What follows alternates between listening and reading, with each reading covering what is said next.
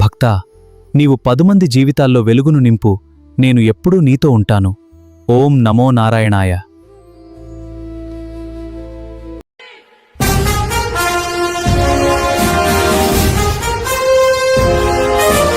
అసలు యూరోపియన్లు మన భారతదేశానికి ఎందుకు వచ్చారు అని ఎవరైనా అడిగితే వాళ్ళు ఫాస్ట్గా చెప్పే సమాధానం ఏంటంటే సుగంధ ద్రవ్యాల కోసమని. అప్పట్లో ప్రపంచంలో ఎన్నో దేశాలు ఉన్నాయి. అన్ని దేశాల్లోకి వెళ్ళడానికి ఇంట్రెస్ట్ చూపించకుండా మన భారతదేశంలోకే యూరోపియన్లు ఎందుకు వచ్చారు ఎప్పుడైనా ఆలోచించారా? 14వ శతాబ్దంలో అన్ని దేశాలు ఉన్నప్పుడు మన దేశంలోనే సుగంధ ద్రవ్యాలు ఎక్కువగా ఎందుకు ఉన్నాయి? ఈ యూరోపియన్లు మన భారతదేశానికి వీటి కోసం వచ్చి సుగంధ ద్రవ్యాలను మాత్రమే తీసుకొని పోకుండా మన భారతదేశాన్ని ఎలా ఆక్రమించుకున్నారు, మన దేశంలో ఉన్న పరిస్థితుల్ని ఎలా మార్చివేశారు, ఈ విషయాలన్నీ మనం ఈరోజు ఈ క్లాస్లో మాట్లాడుకుందామండి. ఫస్ట్ ఈ హిస్టరీ పదం అంటే ఏంటి, ఈ పదాన్ని ఎవరు కనిపెట్టారు, అండ్ అంతేకాకుండా ఈ పదాన్ని ఎవరు మొట్టమొదటిసారిగా వాడారు, ఇలాంటి విషయాలన్నీ మిమ్మల్ని నిద్రలో 12 గంటలకు లేపి అడిగినా కూడా లేవకుండానే నిద్రలోనే సమాధానం చెప్పుకోగలిగేలా మాట్లాడుకుందాం. ఒకవేళ మీ లక్ష్యమే కనుక గవర్నమెంట్ జాబ్ అయితే మీ లక్ష్య సాధనలో నన్ను కూడా మీ ఫ్యామిలీ మెంబర్గా చేర్చుకోండి. మీరు మీ లక్ష్యాన్ని చేరుకోవడానికి చేసే లక్ష్య సాధనలో నాకు సాధ్యమైనంత వరకు ప్రయత్నిస్తాను. సరే, ఇక మనం క్లాస్లోకి వెళ్ళిపోతే హిస్టరీ అనే పదం వెనుక ఉన్న అసలు కథ వింటే నిజంగానే గూస్ బంప్స్ వస్తాయి. ఆ పదం పుట్టుక, దాని వెనుక ఉన్న కథ ఏంటో ఇప్పుడు చూద్దామండి. హిస్టరీ అనే పదం గ్రీకు పదం హిస్టోరియా నుండి పుట్టింది. హిస్టోరియా అంటే వెతకడం, శోధించడం, పరిశీలించడం అని అర్థం వస్తుంది. ఈ హిస్టోరియా అనే పదం ఇండో యూరోపియన్ భాషలోకి హిస్టోరియాగా మార్పు చెందింది. అలాగే తెలుగులో దీన్ని మనం చరిత్ర అని చెప్పుకుంటాం. చరిత్ర అనే పదం చర్ అనే సంస్కృత పదం నుంచి పుట్టింది. అంటే అర్థం నడక లేదా నడవడిక అని. మనం ఈ చరిత్రని ఇంకా సింపుల్గా చెప్పుకోవాలంటే స్టడీ ఆఫ్ పాస్ట్ అంటాం. ఈ పాస్ట్లో జరిగిపోయినది ఏదైతే ఉందో దాని గురించి అధ్యయనం చేయడమే మనం చరిత్ర అని చెప్పుకుంటాం. దీనికి అర్థం కేవలం కథ కాదు, విచారణ ద్వారా పొందిన జ్ఞానం. అంటే నాలెడ్జ్ అక్వైర్డ్ బై ఇన్వెస్టిగేషన్ అనమాట. అంటే ఎవరో చెప్పింది గుడ్డిగా వినేసి నమ్మేయడం కాదండి, నిజం కోసం ప్రాణాలకు తెగించి వెతికి పట్టుకోవడం. క్రీస్తు పూర్వం 5వ శతాబ్దంలో హెరోడోటస్ అనే వ్యక్తి ఈ పదానికి ప్రాణం పోశాడు. అప్పట్లో రాజుల గెలుపు ఓటములను కేవలం దైవ నిర్ణయాలుగా నమ్మేవారు. కానీ ఈ హెరోడోటస్ అది తప్పు అన్నాడు. ప్రపంచంలో మొట్టమొదటిసారిగా యుద్ధ భూమికి వెళ్ళి ప్రాణాలకు తెగించి సాక్ష్యాలను సేకరించి ఎందుకు యుద్ధం జరిగింది, ఎవరు గెలిచారు అని ప్రశ్నించాడు.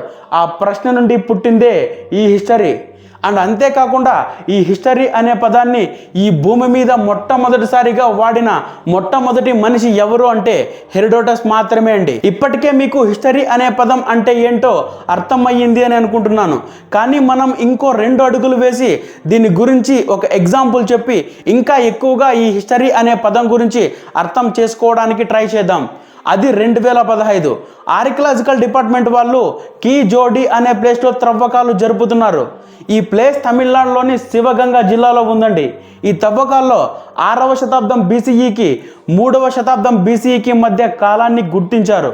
మొత్తం తవ్వకాలు 7 నుంచి 8 దశల్లో జరిగాయి.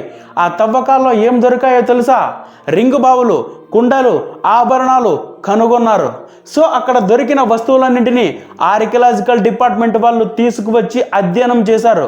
అంటే అవి ఎప్పటివి, ఏ కాలం నాటివి, ఎవరు యూజ్ చేశారో ఇలాంటి ఇన్ఫర్మేషన్ మొత్తం బయటికి తీశారు. దీన్నే మనం పరిశీలించడం, పరిశోధించడం అని అంటాం. ఈ చరిత్ర మన చరిత్రకారులు 3 రకాలుగా విభజించారండి. అదే ప్రాచీన భారతదేశ చరిత్ర అని, మధ్యయుగ భారతదేశ చరిత్ర అని, అలాగే ఆధునిక భారతదేశ చరిత్ర అని వర్గీకరించారు. ప్రజెంట్ ఇప్పుడు మనం ఆధునిక భారతదేశ చరిత్ర గురించి చెప్పుకుందాం.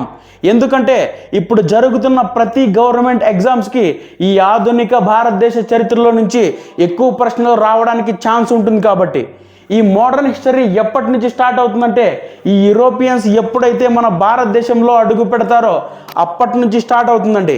అసలు ఈ యూరోపియన్లు అంటే ఎవరు, వాళ్ళు మన భారతదేశానికి ఎందుకు వచ్చారు, అసలు వాళ్ళ మొత్తం కథ కహాని ఏంటో ఇప్పుడు మనం చూద్దామండి. ముందుగా మనం యూరోపియన్ల గురించి తెలుసుకోవాలంటే యూరప్ ఖండం గురించి తెలియాలి. యూరోప్ ఖండం అనేది ప్రపంచంలోనే ఉన్న 7 ఖండాల్లో ఒకటి. దీనిలో 144 దేశాలు ఉన్నాయి. వీటిలో కొన్ని ముఖ్యమైనవి మనం చెప్పుకోవాలంటే Germany, France, Britain, England, Italy, Spain, Portugal, Netherlands, Norway, Sweden, Finland, Greece. ఇవన్నీ యూరోప్ కాంటినెంట్లో కొన్ని ముఖ్యమైన దేశాలు. నేను చెప్పిన ఈ దేశాల్లో నివసించే వారందరినీ యూరోపియన్లు అని అంటారు. ఈ కథ అంతా విన్న తర్వాత అసలు ఈ యూరోపియన్లు మన భారతదేశానికి రావాల్సిన అవసరం ఏంటి అని మీకు ఖచ్చితంగా డౌట్ వస్తుంది. ఈ క్వశ్చన్కి మనం ఆన్సర్ తెలుసుకోవాలంటే ప్రజెంట్ ఇప్పుడు మనం ఉన్న 21వ సెంచరీల నుంచి మనం హిస్టరీలో వెనక్కి వెళ్ళిపోవాలి. అది ఎంత వెనక్కి అంటే ఇప్పుడున్న 21st సెంచరీ నుంచి 15 నుంచి 18వ శతాబ్దం వరకు వెళ్ళిపోవాలండి. 15 నుంచి 18వ శతాబ్దంలో మన భారతదేశంలో మానవులు బ్రతకడానికి అత్యంత విలువైన పప్పు దినుసులు అనేవి దొరికేవి. అవి ఏంటో కాదండి, సుగంధ ద్రవ్యాలు. ఈ సుగంధ ద్రవ్యాలంటే మీకు కూడా తెలుసు, ఆవాలు, జీలకర్ర, మిరియాలు ఇలాంటివి అన్నమాట. ఇవన్నీ 15 నుంచి 18వ శతాబ్దంలో భారతదేశంలో పుష్కలంగా పండేవి. అవి ఎక్కడెక్కడ పండేవంటే ఎగ్జాంపుల్స్కి కొన్ని మనం చెప్పుకుందాం. మలబార్ తీరం మనందరికీ తెలుసు, ఇది కేరళలో ఉంటుంది. అక్కడ ఈ మిరియాలు, ఎలక్కాయ, దాల్చిన చెక్క పండించేవారు.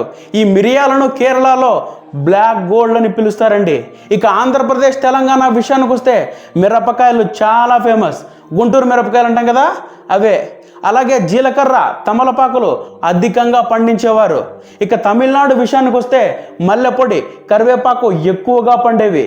కర్ణాటకలో నల్ల మిరియాలు, జాజికాయ, జాపత్రి ఇలాంటివన్నీ ఎక్కువగా పండేవండి. ఇక గోవా కొంకణ్ తీరంలో అల్లం, పసుపు అధికంగా పండించేవారు. మన భారతదేశంలో దొరికే ఈ సుగంధ ద్రవ్యాలకి ఆ యూరోప్ దేశాల్లో చాలా అంటే చాలా గొప్ప డిమాండ్ ఉండేదండి.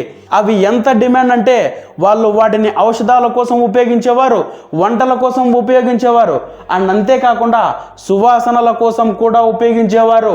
అలాగే యూరోపియన్ దేశాల వాళ్ళు మన భారతదేశంలోకి రావడానికి మొట్టమొదటి కారణం సుగంధ ద్రవ్యాలు అయితే రెండవ కారణం కూడా ఉందండి, అదే మస్లిన్ వస్త్రాలు. ఈ మస్లిన్ వస్త్రాలు కూడా అప్పట్లో మన భారతదేశంలో అత్యంత విలాసవంతమైన, నాణ్యమైన వస్త్రాలుగా ప్రసిద్ధి చెందాయి. ఇది ముఖ్యంగా బెంగాల్ ప్రాంతంలో ఉత్పత్తి అయ్యేవి. అంతకన్నా ముఖ్యంగా ఢాకా అనే ప్రాంతంలో ఉత్పత్తి అయ్యేవి. ఈ ఢాకా ప్రస్తుతం బంగ్లాదేశ్లో ఉంది. అక్కడ దొరికే ఈ మస్లిన్ వస్త్రాలకు ప్రపంచవ్యాప్తంగా చాలా గొప్ప డిమాండ్ ఉండేది.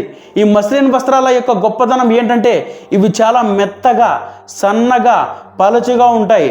అందుకే ఈ వస్త్రాన్ని బ్రిటిష్ వాళ్ళు విండ్ ఆఫ్ వండర్ అని పిలిచేవారు. ఇలా ఎందుకు పిలిచారంటే ఈ వస్త్రాలు గాలి కన్నా తేలికగా ఉంటాయండి. మీరు గూగుల్లోకి వెళ్ళి వరల్డ్స్ థిన్నెస్ట్ మస్లిన్ క్లాత్ అని కొట్టి చూస్తే ఢాకా మస్లిన్ క్లాత్ చూపిస్తుంది. అంతేకాకుండా దీన్ని వెస్ట్ బెంగాల్లోని ముర్షిదాబాద్లో కూడా పండించేవారు. అప్పట్లో మన దేశంలో అన్ని వనరులు దొరికాయి కాబట్టే వీళ్ళందరూ మన భారతదేశానికి వచ్చారండి. ఇప్పుడు ఈ మోడర్న్ హిస్టరీ అనేది యూరోపియన్ దేశస్తులు మన భారతదేశానికి సముద్ర మార్గం కనుక్కొని మన దేశంలో అడుగు పెట్టినప్పటి నుంచి స్టార్ట్ అవుతుంది. ప్రాచీన కాలం నుంచి భారతదేశం ఇతర దేశాలతో వర్తక వాణిజ్య సంబంధాలను కొనసాగిస్తూనే వచ్చింది. అతి ప్రాచీన కాలం నుంచి 19వ శతాబ్దం వరకు వస్త్ర పరిశ్రమలకే కాక ఇతర పారిశ్రామిక ఉత్పత్తులకు కూడా మన భారతదేశం ఎంతగానో అభివృద్ధి చెందింది. ప్రాచీన కాలంలో 1453కి ముందు భారతదేశంలో తయారయ్యే వస్తువులకు యూరోప్లో చాలా గొప్ప డిమాండ్ ఉండేదండి. దానిని మనం ఇంతకు ముందే చెప్పుకున్నాం.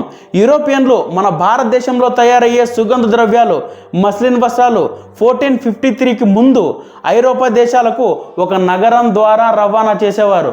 ఆ నగరం పేరేంటో తెలుసా? ఆ నగరం పేరు కాన్స్టాంటినోపిల్ అండి. ఈ కాన్స్టాంటినోపిల్ అనేది ఒకప్పుడు బైజాంటియన్ సామ్రాజ్యం యొక్క రాజధాని. ఈ నగరం యూరోప్ మరియు ఆసియా మధ్య వాణిజ్య గేట్వేగా ఉండేది. ఈ యూరోపియన్లు మన భారతదేశానికి వచ్చి మన భారతదేశంలో జరుగుతున్న మసాలాలు అన్నీ కాన్స్టాంటినోపిల్ ద్వారా తీసుకుని వెళ్ళేవారు. ఆ తర్వాత అవి అక్కడి నుంచి యూరోప్ దేశం మొత్తం సప్లై చేయబడేవండి. అందుకనే ఈ నగరాన్ని ఆక్రమించాలని ఇస్లామిక్ సామ్రాజ్యమైన ఒట్టోమన్ టర్కులు ఎప్పటి నుంచోనే ప్రయత్నిస్తున్నారు.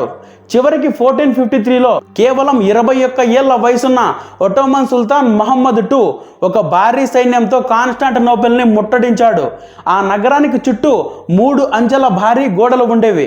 వాటిని బద్దలు కొట్టడం అసాధ్యం అని అందరూ అనుకునేవారండి.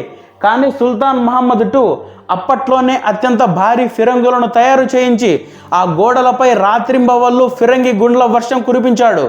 అయినా నగర సైనికులు గట్టిగా ప్రతిఘటించారు. నగరానికి ఒకవైపు సముద్రం రక్షణగా ఉంది. బైజాంటియన్ రాజులు శత్రువుల ఓడలు రాకుండా సముద్రంలో భారీ ఇనుప గొలుసులను అడ్డంగా కట్టారు. దీనిని తిప్పికొట్టడానికి సుల్తాన్ మహమ్మద్ II ఒక నమ్మశక్యం కాని ప్లాన్ వేశాడండి. రాత్రికి రాత్రే తన యుద్ధ ఓడలను నేల మీద గుండ్రని కర్రలు వేసి గ్రీజు రాసి కొండల మీదుగా లాగుతూ అవతల వైపు ఉన్న సముద్రంలోకి దించాడు. ఉదయం లేచి చూసేసరికి శత్రువుల ఓడలు తమ సముద్ర గర్భంలో ఉండడం చూసి బైజాంటియన్ సైన్యం షాక్ అయింది. దాదాపు 53 రోజుల హోరాహోరీ యుద్ధం తర్వాత 1453 మే 29న ఒట్టోమన్ టర్కులు నగరంలోకి చుచ్చుకు వచ్చారు. బైజాంటియన్ చక్రవర్తి యుద్ధంలో మరణించాడు. కాన్స్టాంటినోపుల్ నగరం టర్కుల వశమైపోయింది. సుల్తాన్ మహమ్మద్ IIకు ది కాన్కరర్ అంటే విజేత అనే బిరుదు వచ్చింది.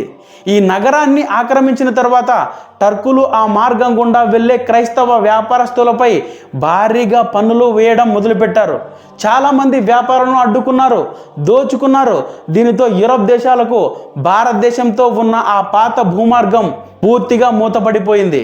అప్పుడు ఒక్కసారిగా యూరోపియన్లు మన దేశం నుంచి సుగంధ ద్రవ్యాలను తీసుకువెళ్ళే ఆ కాన్స్టాంటినోపుల్ మార్గం మూతపడిపోగానే వారికి ఏం చేయాలో అస్సలు అర్థం కాలేదండి. యూరోపియన్ దేశస్తులు అందరూ భోజన ప్రియులు. వాళ్ళకి మన భారతదేశంలో దొరికే సుగంధ ద్రవ్యాలు అంటే చాలా ఇష్టం. ఎందుకంటే మన సుగంధ ద్రవ్యాల్లో వచ్చే రుచి కానీ సువాసన కానీ అమోఘంగా ఉండేదండి. ఇప్పుడు మొదట్లో మనం ఒక ప్రశ్న వేసుకున్నాం. అప్పట్లో ఈ ప్రపంచంలో ఎన్నో దేశాలు ఉన్నా కూడా మన భారతదేశంలోనే ఈ సుగంధ ద్రవ్యాలు ఎందుకని ఇంతగా పండేవి? ఎందుకంటే భారతదేశంలో, ముఖ్యంగా దక్షిణ భారతదేశంలో సుగంధ ద్రవ్యాలు అంతగా పండడానికి ప్రధాన కారణం ఇక్కడి ప్రత్యేకమైన భౌగోళిక అమరిక మరియు వాతావరణం. దీని మొట్టమొదటి ప్రత్యేకమైన ఉష్ణమండల శీతోష్ణ స్థితి, ట్రోపికల్ క్లైమేట్ అని అంటాం. మిరియాలు, యాలకులు, లవంగాలు, దాల్చిన చెక్క వంటి నాణ్యమైన సుగంధ ద్రవ్యాలు పెరగడానికి ఉష్ణమండల వాతావరణం అత్యంత అనుకూలమండి. భారతదేశం భూమధ్య రేఖకు దగ్గరగా ఉండడం వల్ల ఇక్కడ లభించే వేడి తేమతో కూడిన వాతావరణం ఈ మొక్కలకు జీవనాడి లాంటిది. ఐరోపా దేశాల్లో శీతల వాతావరణం ఉండడం వల్ల అక్కడ ఇవి అస్సలు పండవు. ఇక రెండవ కారణం ఏంటంటే నైరుతి ఋతుపవనాలు, సమృద్ధిగా వర్షపాతం. సుగంధ ద్రవ్యాల తోటలకు అత్యధిక వర్షపాతం మరియు గాలిలో ఎక్కువ తేమ అవసరం. భారతదేశానికి వచ్చే నైరుతి ఋతుపవనాలు మొట్టమొదటిసారిగా పశ్చిమ కనుమలకు తాకడం వల్ల కేరళ, కర్ణాటక తీర ప్రాంతాలలో భారీ వర్షాలు కురుస్తాయి. ఈ నిరంతర తేమ వాతావరణం వల్లే కేరళను నేటికి భారతదేశ సుగంధ ద్రవ్యాల తోట, స్పైస్ గార్డెన్ ఆఫ్ ఇండియా అని పిలుస్తారు. ఇక మూడవది పశ్చిమ కనుమల భౌగోళిక నిర్మాణం. పశ్చిమ కనుమలలోని కొండ ప్రాంతాలు, లోయలు సుగంధ ద్రవ్యాల సాగుకు సహజ సిద్ధమైన రక్షణను, నీడను ఇస్తాయి. ముఖ్యంగా యాలకులు పండే కొండలను ఇప్పటికీ మనం భౌగోళిక శాస్త్రంలో కార్డమన్ హిల్స్ అని పిలుచుకుంటాం. అంతేకాకుండా ఇక్కడ ఎర్ర నేలలు, నల్లరేగడి నేలలు మరియు అటవీ ప్రాంతపు హ్యూమస్ నిండిన నేలలు ఈ పంటలకు అపారమైన పోషకాలను అందిస్తాయి. ఇక నాలుగవది సుదీర్ఘమైన సముద్ర తీర ప్రాంతం అండి, మ్యారిటైమ్ ట్రేడ్ అడ్వాంటేజ్. కేవలం ఇవి పండడమే కాకుండా భారతదేశానికి ద్వీపకల్ప ఆకారం ఉండడం వల్ల 3 వైపులా సముద్ర మార్గాలు ఉన్నాయి. పశ్చిమ తీరంలోని మలబార్ తీరం ద్వారా ప్రాచీన కాలం నుంచి రోమన్లు, అరబులు, ఈజిప్షియన్లు ఇక్కడికి సులభంగా వచ్చి వ్యాపారం చేసేవారండి. అందుకనే ఈ సుగంధ ద్రవ్యాలు మన భారతదేశంలో ఎక్కువగా పండేవి.